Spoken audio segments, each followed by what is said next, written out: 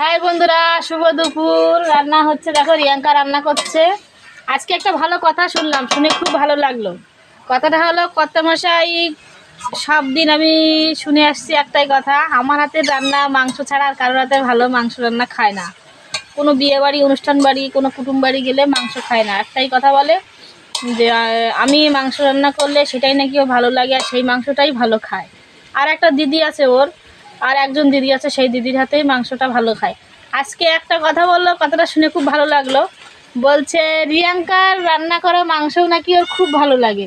আগে একদিন মাংস রান্না করেছিল, তা খুব ভালো খেয়েছে। আমার এই শরীরটা আমার ভালো ছিল না, ওই জন্য ও রান্না করেছিল।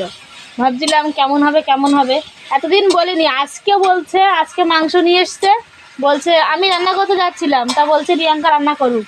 কেন কি, রিয়াঙ্কা আগের দিন মাংস রান্না করেছে, মাংসটা নাকি খুব ভালো হয়েছে, ওই জন্য রিয়াঙ্কা মাংস রান্না করছে। দেখো আজকে মাংস নিয়ে এসছে, রিয়াঙ্কা রান্না করছে। এই যে মাংস কষাচ্ছে, এই যে রিয়াঙ্কা বুড়ি।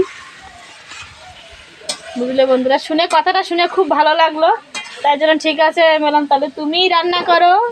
আমি বসে আছি, আর এই যে রান্না করছে, প্রিয়াঙ্কা বুড়ি রান্না করছে।